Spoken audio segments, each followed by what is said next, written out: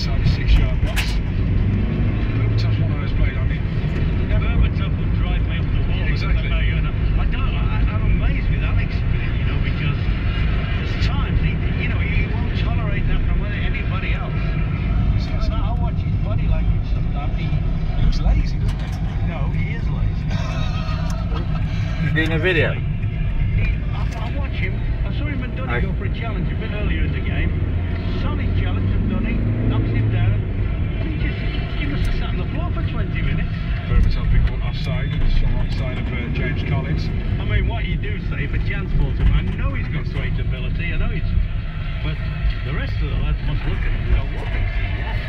Because at the moment...